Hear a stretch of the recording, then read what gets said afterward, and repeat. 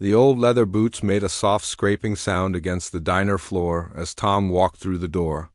His weathered hands pushed back the baseball cap that had seen better days, revealing gray hair that hadn't been cut in weeks.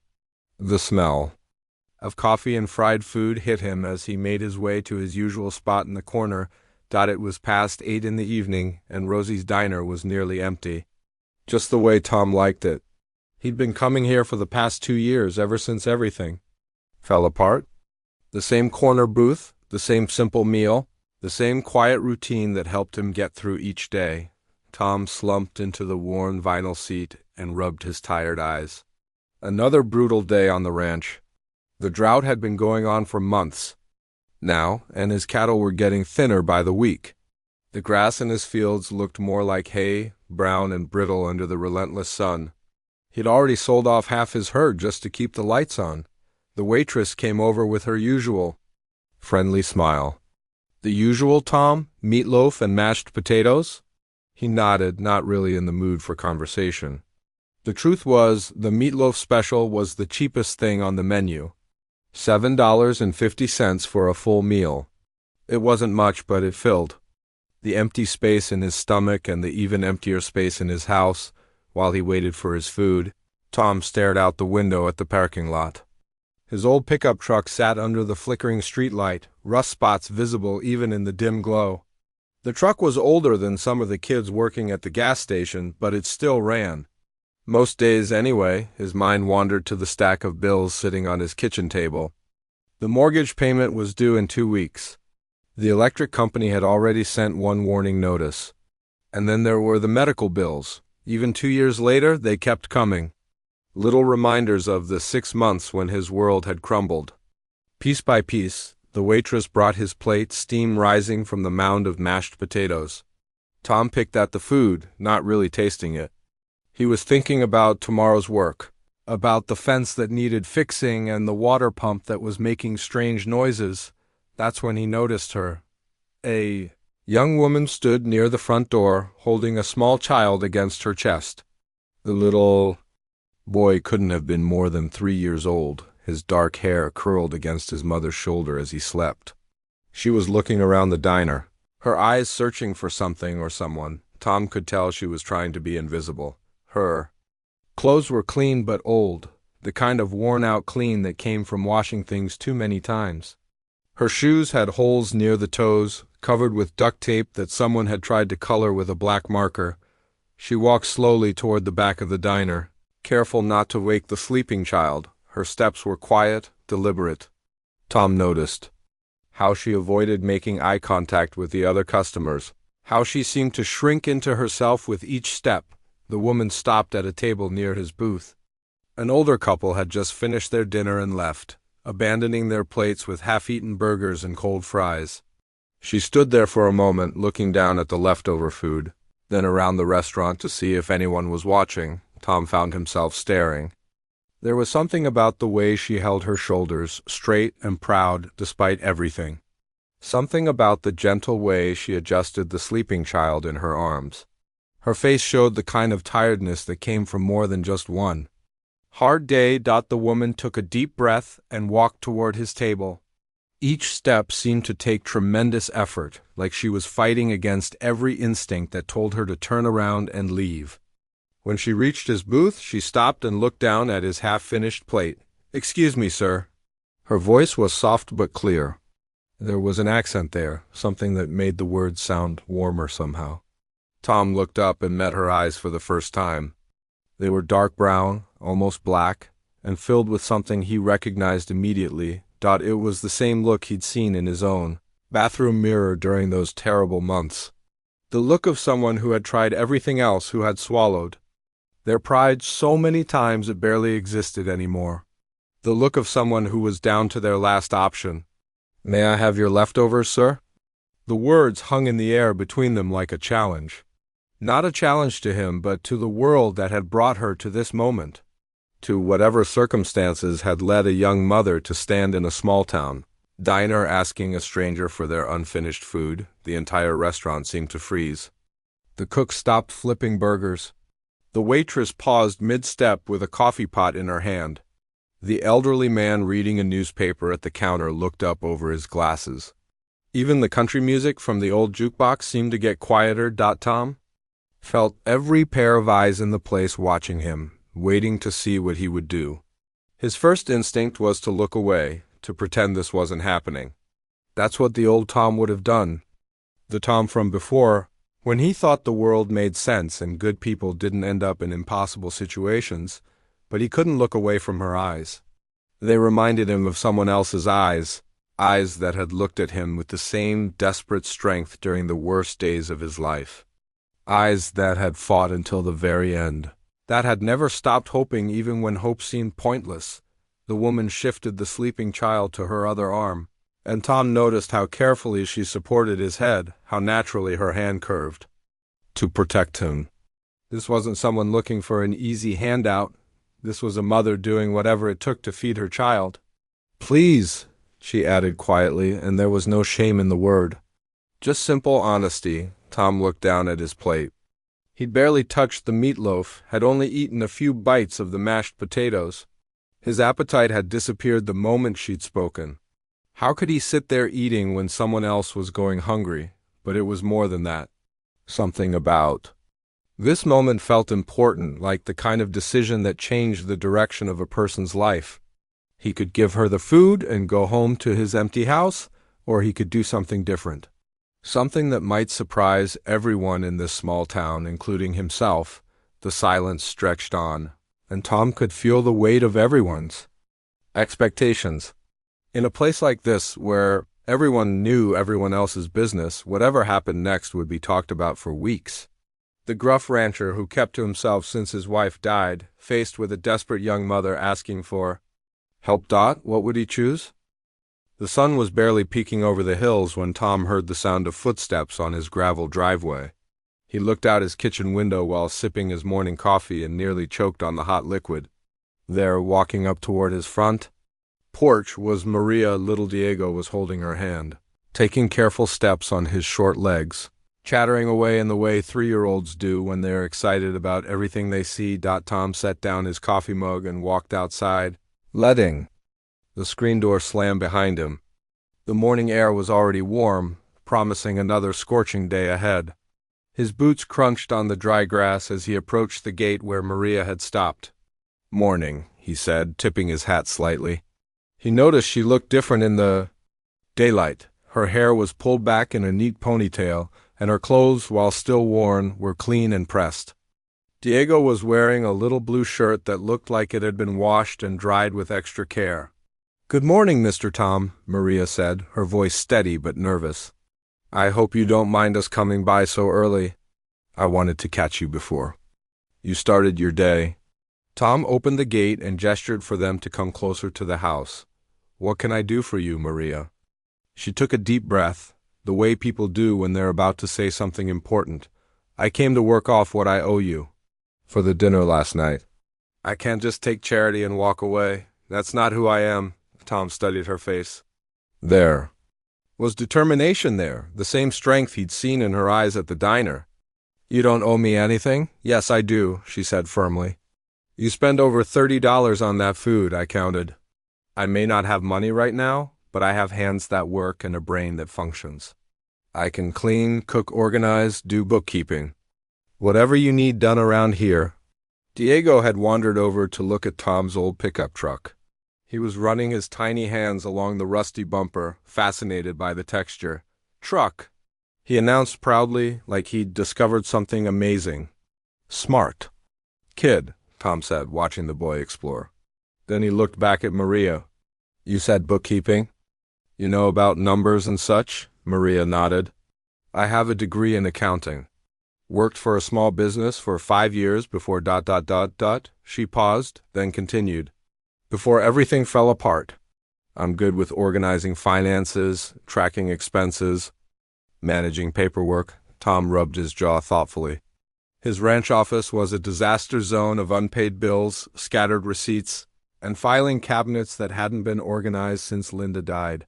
His last ranch hand, Carlos, had quit 3 months ago when Tom couldn't make payroll 2 weeks in a row. Since then, he'd been trying to manage everything alone, and it was slowly killing him. The truth is, Tom said slowly, I could use some help around here, but I can't pay much. Money's tighter than bark on a tree. I'm not asking for money. Maria said quickly. Just a chance to work off what I owe you. Tom looked around his property. The ranch house sat on a small hill, with the barn and outbuildings spread out below. About a quarter-mile down the dirt road was a smaller house, the old foreman's cabin where Carlos used to live. It had been empty since he left, collecting dust and probably mice. You got somewhere to stay? Tom asked. Maria's cheeks flushed slightly. We're managing. That's not what I asked. She was quiet for a moment, watching Diego, who had found a stick and was drawing patterns in the dirt. We've been staying in my car. It's not so bad. Diego thinks it's an adventure. Tom felt something twist in his stomach. The nights had been getting cold lately, and the days were brutal hot. Living in a car with a 3-year-old was no kind of life for anyone. There's a cabin down the road, he said, pointing toward the small house. Used to be where my ranch hand lived. It's been empty for a while, needs some fixing up, but it's got running water and electricity. Roof doesn't leak, far as I know. Maria's eyes widened. Mr. Tom, I couldn't possibly ... Hear me out, Tom interrupted. I need help getting this place organized. The paperwork alone is enough to drive a man crazy. You say you're good with numbers? And organizing. If you can help me figure out where I stand financially and get some systems in place, that's worth more than $30 of diner food. He paused, watching her face carefully. You and Diego can stay in the cabin while you're working off what you think you owe me. Fair trade. Maria looked like she might cry. That's too generous. People will talk. People always talk, Tom said with a shrug. Most of them don't have enough interesting things happening in their own lives, so they gotta make up stories about everyone else's business. Diego had wandered over to the porch steps and was trying to climb them. Each step was almost as tall as he was, but he was determined to reach the top. Tom watched him struggle for a moment, then walked over and offered his hand. Need some help there, partner? Diego looked up at Tom with complete trust and grabbed his hand. Together, they climbed the steps to the porch. When they reached the top, Diego clapped his hands and laughed with pure joy. He likes you, Maria said softly. Kids are good judges of character, Tom replied. Better than most adults. They walked around to the back of the house so Maria could see the cabin. It was a simple one-story building with a covered porch and a small yard. The paint was peeling and the screen door had a hole in it, but the structure looked solid. It needs work, Tom admitted, but it's livable. Carlos left some furniture behind. There's a bed, a table, couple of chairs. Kitchen small but functional. Maria stared at the cabin like it was a palace. I could fix it up, she said quietly. I'm handy with paint and basic repairs. My father taught me when I was young. So we got a deal? Tom asked.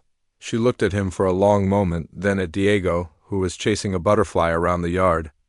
I want to be clear about something. I work for what I get. I don't take handouts. Wouldn't dream of offering one, Tom said. I need help. You need a place to stay and work off a debt? Business arrangement, plain and simple. Maria extended her hand for a shake. Deal. Tom shook her hand, noticing how small it was in his weathered palm, but how firm her grip was. Deal. You can start by looking at the mess I call an office. Fair warning, though, it might take you a while to dig through all the chaos. As they walked back toward the house to get the cabin keys, Tom felt something he hadn't experienced in years. The ranch didn't feel quite so empty anymore. And for the first time since Linda died, he was actually looking forward to tomorrow. 3 weeks had passed since Maria and Diego moved into the cabin, and Tom could hardly believe the changes happening around his ranch. The first thing Maria had done was tackle his office, a room that had become a graveyard of unopened mail and scattered paperwork since Linda's death. Tom stood in the doorway now, watching Maria work at the old wooden desk. She had her hair pulled back and was wearing reading glasses she'd found at the dollar store in town. Stacks of organized papers surrounded her, each pile labeled with neat handwriting on index cards. Tom, you need to see this. Maria said without looking up from a folder she was reading. Her voice had excitement in it, the kind that made people pay attention. Good news or bad news? Tom asked, walking into the room. The office actually looked like an office again instead of a disaster zone. Good news, really good news. Maria held up several official-looking documents. Remember when Linda was getting her treatments at the cancer center? You filed insurance claims for some of the procedures, right? Tom's chest tightened at the mention of his wife. Yeah, but the insurance company said they weren't covered. Experimental treatments or something like that? That's what they told. You then, Maria said, spreading the papers across the desk. But the rules changed last year. The government passed new laws about cancer treatments. Some of those procedures are covered now, and insurance companies have to pay retroactive claims. Tom sat down heavily in the chair across from the desk. How much are we talking about? Maria pulled out a calculator and showed him the screen. If these claims get approved, and I think they will, you're looking at about $18,000. For a moment, Tom couldn't speak. $18,000 would pay off most of his medical debt and give him breathing room to save the... Ranch, are you sure about this? I spent 2 days on the phone with the insurance company and did research online at the library in town, Maria said. I've already filled out all the paperwork. We just need your signature and medical records. From the treatment center. Tom stared at the neat stacks of papers, at Maria's careful handwriting, at the hope she'd organized out of his chaos. Maria, I don't know how to thank you. You don't need to thank me, she said, pulling off her glasses and rubbing her eyes. This is what I'm good at. Numbers, paperwork, finding money that's hiding in bureaucracy. It feels good to use my brain again. The sound of Diego's laughter came floating through the open window. Tom looked out to see the little boy playing in the yard with a stick horse Tom had made him from an old broom handle and some rope. Diego was galloping around in circles, making horse noises that were surprisingly accurate. He's getting attached. To this place, Tom observed. Maria followed his gaze. I hope that's okay. He's never had so much space to run around. In the city, we lived in a small apartment, and after we lost that... She trailed off. What happened? Tom asked gently. You don't have to tell me, but sometimes talking helps. Maria was quiet for a moment, watching her son play. My mother got sick. Cancer, like your Linda. I took leave from my job to take care of her, and when the leave ran out, they replaced me. My boyfriend couldn't handle the stress and left. Medical. Bills ate up our savings. She took a shaky breath. When Mom died, I couldn't afford the apartment anymore. I thought I could find another job quickly, but everywhere wanted references from my old job, and my old boss wouldn't return calls. I guess she was still angry about me leaving. Tom felt a familiar ache in his chest. I'm sorry. Losing someone like that, it changes everything. The worst part was feeling so alone, Maria said. Like the world just kept spinning while my world fell apart. I know that feeling, Tom said quietly. They sat in comfortable silence for a moment, both lost in their own memories. Then Diego came running up to the porch, out of breath and grinning. Mr. Tom, can you teach me to ride a real horse? Tom looked at Maria, who shrugged with a smile. It's up to Mr. Tom, baby. Well, Tom said, standing up and stretching his back, I suppose every cowboy needs to know how to ride. But first, you gotta learn how to take care of horses. They're not toys, they're partners. Diego's eyes went wide with excitement. Can we start now? After lunch, Tom said. And only if your mama says it's okay. The three of them walked down to the barn together. Tom had 2 horses left, Old Blue and a mare named Penny. Both were gentle animals, well past their wild days. As they approached the fence, Blue wandered over and stuck his huge head over the rail. Diego reached up to pet the horse's nose, fearless in the way only children can be. He's so big. Horses are good judges of character, too, Tom said, watching Blue nuzzle the boy's small hand. Blue likes you. Over the following days, a routine developed. Maria would work on the ranch's finances in the morning while Diego played nearby. After lunch, Tom would teach the boy about horses, starting with brushing and feeding. Diego was a quick learner and showed no fear around the large animals. In the evenings, Maria would cook dinner for all three of them. The ranch house kitchen, which had been silent for 2 years, filled with the sounds of sizzling pans and Diego's chatter about his day. Tom found himself looking forward to these meals more than he cared to admit. "You know," Tom said one evening as they sat on the porch after dinner, "I haven't heard this much laughter around here since Linda got sick." Maria was braiding Diego's hair while he played with his toy horses. "It feels like home," she said. Simply, that's when the storm hit. It came out of nowhere, the way summer storms do in ranch country. One minute they were enjoying the cool evening air. The next minute the sky was black and the wind was howling. Tom rushed to secure the barn while Maria got Diego inside the house. The storm was fierce, with hail the size of golf balls and wains that bent the old oak trees nearly to the ground.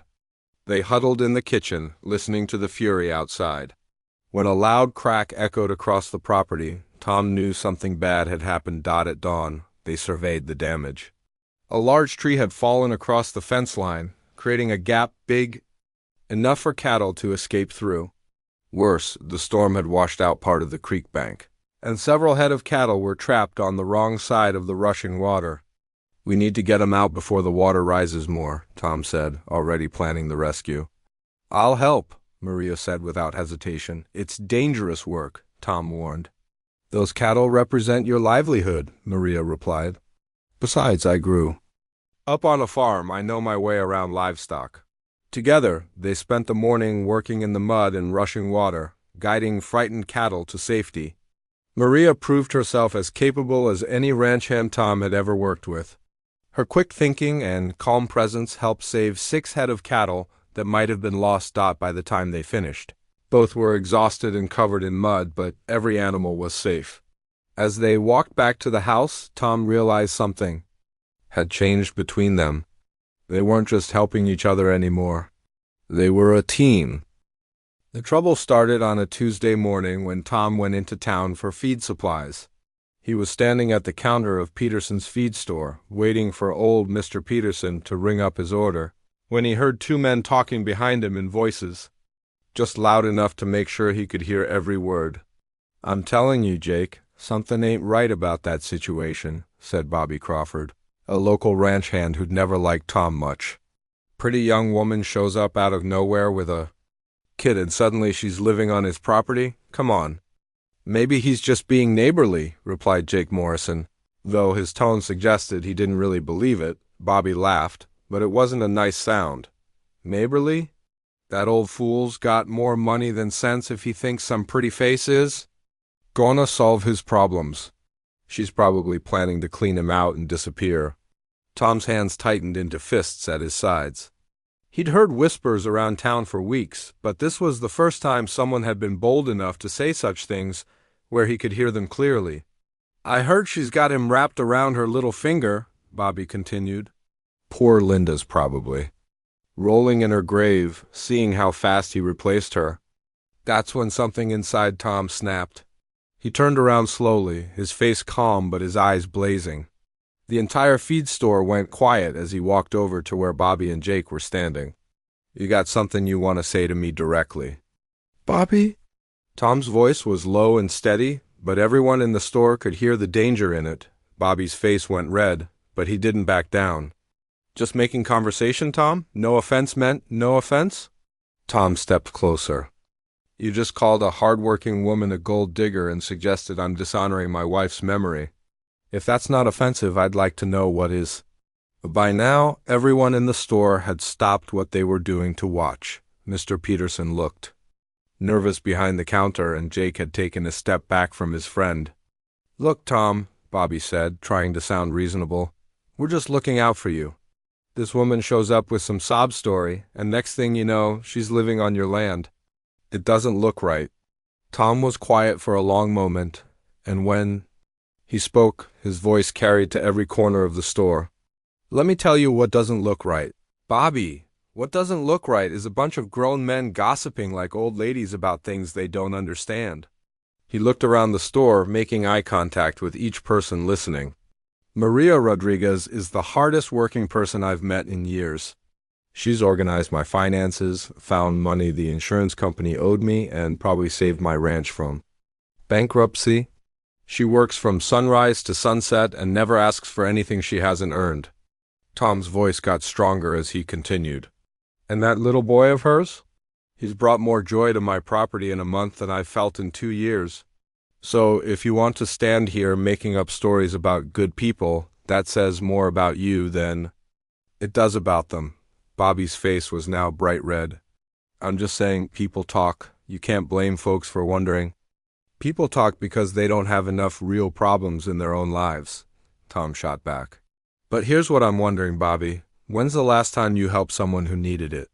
When's the last time you saw a person down on their luck and offered a hand instead of judgment? The store was dead silent. Even the old clock on the wall seemed to tick louder than usual. That woman has more dignity in her little finger than you've got in your whole body, Tom continued. And if I hear anyone disrespecting her or that child again, we're going to have a different kind of conversation, the kind that happens outside. With that, Tom turned back to the counter, paid for his feed, and walked out without another word. The bell above the door chimed as he left, and it was several seconds before anyone in the store moved or spoke. That evening, Tom sat on his porch, still angry about the confrontation in town. Maria came over from the cabin with 2 cups of coffee and sat down in the chair beside him. "Rough day?" she asked, handing him one of the cups. "How'd you know?" "You've been quiet all afternoon, and you chopped enough firewood to last until Christmas." She smiled gently. "Plus, Mrs. Henderson from the grocery store called to tell me there was some excitement at the feed store today." Tom sighed. Word travels fast in a small town. "She said you defended me and Diego, that you stood up to Bobby Crawford and made him look like a fool." Maria's voice was soft. "You didn't have to do that." "Yes, I did," Tom said firmly. "Nobody talks about my family that way." The word hung in the air between them. Family. Tom hadn't meant to say it. But once it was out there, he realized how true it felt. Maria was quiet for a moment, watching Diego play with his toy horses in the yard. "Tom, I need to tell you something." His stomach dropped. "You're leaving?" "No," she said quickly. "The opposite. I got a job offer today. The bank in town called. They need someone to help with their accounting department, and Mrs. Henderson recommended me. It's part-time, but it pays well." Tom felt relief wash over him. "That's great news." "The thing is," Maria continued, "they want me to start next week, and I was thinking maybe it's time Diego and I found our own place in town. Closer to the job, closer to his future school." Now Tom's stomach really did drop. He'd gotten used to having them around, to the sound of Diego's laughter and Maria's presence. The thought of the ranch going back to its empty silence made him feel hollow. "If that's what you think is best," he managed to say. Maria turned to look at him directly.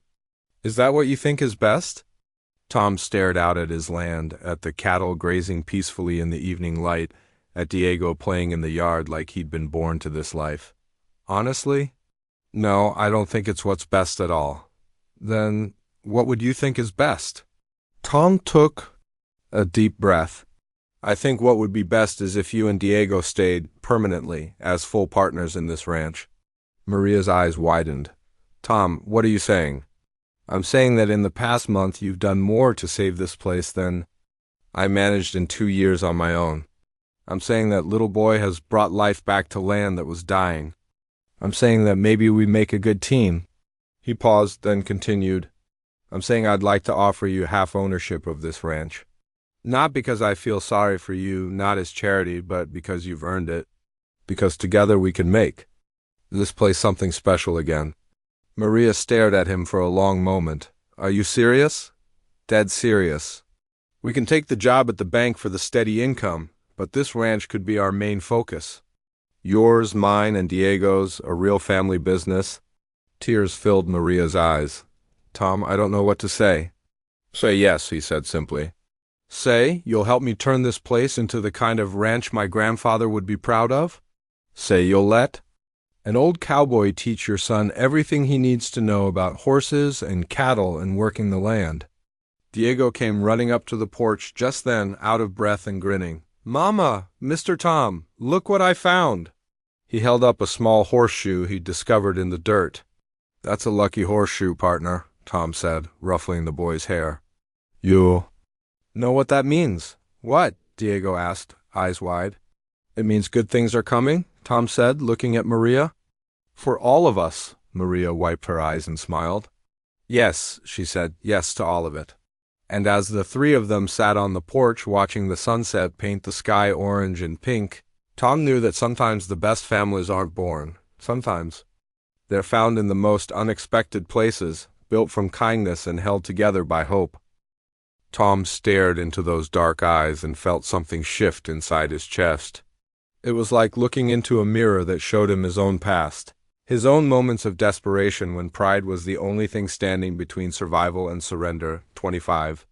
Years ago, he had been the one standing in uncomfortable silence, counting coins in his pocket and hoping they would be enough for a single cup of coffee. He remembered the weight of other people's stares, the burning sensation in his cheeks when he had to ask the bank for another extension on the ranch loan. Back then, he and his wife Linda had inherited the ranch from his grandfather, but inheritance and success were two very different things. The land came with more debt than cattle, more problems than solutions. He could still remember sitting in this very diner, watching other families eat full meals while he nursed a 50-cent cup of coffee for 2 hours. Too proud to admit he was hungry, the woman standing beside his table shifted slightly, and the little boy in her arms made a soft sound in his sleep. His tiny hand was curled into a fist against his mother's shoulder, completely trusting that she would take care of everything.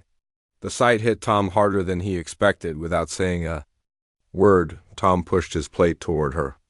The scraping sound of ceramic against the table seemed loud in the silent diner. But then something else took over, something he hadn't felt in years. It was the memory of kindness, of the way strangers had helped him when he needed it most. He stood up from the booth, his chair making a soft squeak against the floor. Every person in the diner watched as he walked the few steps to the counter where the waitress stood frozen with the coffee pot still in her hand. "Hey, Rosie," Tom said, his voice carrying across the quiet restaurant. "I need 2 dinner plates. To go the works. Pot roast, mashed potatoes, green beans, rolls, and whatever pie you got fresh." Rosie's eyes went wide. In all the time Tom had been coming here, he'd never ordered more than his usual meatloaf special. She glanced over at the woman holding the child, then back at Tom. "Tom, honey, are you sure? That's going to be ... "I'm sure," he interrupted gently. "And add some milk for the little guy. The cold kind in a bottle if you got it." The woman stepped forward quickly, her face flushed. "Sir, no, I can't let you do that. I just asked for your leftovers, I can't pay you back for all that." Tom turned to face her, and for the first time in 2 years, he felt something other than emptiness in his chest. "Ma'am," he said quietly, 25 years ago, I was standing right where you are now. Different circumstances, maybe, but the same feeling inside?" He paused, remembering. "I was too proud to ask for help, and it nearly cost me everything. A stranger in this very place bought me dinner one night and told me something I never forgot." The woman's eyes were bright with unshed tears. "What did they tell you?" "They said that sometimes accepting help isn't about charity. It's about letting someone else feel useful, feel like they matter in this world." Tom's voice got softer. "That stranger told me that refusing help robs other people of the chance to do something good." Behind the counter, Rosie was already packing up the food, but she was moving slowly, clearly listening to every word. The other customers had given up any pretense of minding their own business. Old Pete at the counter had actually turned his stool around to watch the scene unfold. The woman looked down at her sleeping son, then back at Tom. "I've been living in my car for 3 weeks," she said, so quietly that only Tom could hear. "I lost my job at the factory when they downsized. I've been trying to find work, but everywhere wants an address, references, things I don't have anymore." "What's your name?" Tom asked. "Maria," she said, "and this is Diego." She adjusted her son gently in her arms. "Well, Maria, I'm Tom, and I'm guessing you're a lot stronger than you think you are." Rosie came over with 2 large takeout bags, the kind usually reserved for big family orders. The smell of roast beef and fresh bread filled the air around them. She set the bags on the table and handed Maria a small carton of milk with a straw already poked through the top. "There's extra rolls in there," Rosie said with a smile. "And I threw in some cookies for the little one when he wakes up." Maria stared at the bags like they contained treasure. "I don't know what to say." "You don't have to say anything," Tom replied. "But I will tell you the same thing that stranger told me all those years ago. This isn't the end of your story. It's just a chapter." Tom pulled out his wallet and placed a $20 bill on the table. It was more than enough to cover both meals and a decent tip for Rosie. For him, it meant he'd be eating peanut butter sandwiches for the rest of the week. But somehow that didn't seem important anymore. As Maria gathered the bags, Diego stirred in her arms and opened sleepy eyes. When he saw Tom looking at him instead of crying or hiding, the little boy smiled. It was a wide, innocent smile that lit up his whole face. "Say thank you to the nice man, baby," Maria whispered. Diego waved a tiny hand at Tom and said something that sounded like "thank you" in his toddler voice. Tom felt his throat tighten. He hadn't heard a child's laughter or seen a kid smile in his house since Linda got sick. They'd always planned to have children, but somehow life kept getting in the way, and then it was too late. "You take care of your mama, little man," Tom sighed, reaching out to gently touch Diego's hand. The boy grabbed Tom's finger with surprising strength and held on. As Maria walked toward the door, carrying her son and the bags of food. The entire diner remained silent. But it wasn't the uncomfortable silence from before. This was different. It was the kind of quiet that came after witnessing something important, something that reminded everyone what it meant to be human. Old Pete at the counter was the first to speak. "That was a good thing you did there, Tom." Tom nodded but didn't say anything. He was thinking about the look in Maria's eyes when she'd said thank you. It wasn't just gratitude. It was hope. And he realized that in helping her find a little hope, he discovered something he thought he'd lost forever. For the first time in 2 years, Tom didn't feel completely alone in the world. And tomorrow, he thought, maybe he'd drive by the places where people looked for work, just to see if there was anything a young mother with determination and dignity might be able to do. After all, everyone deserved a second chapter.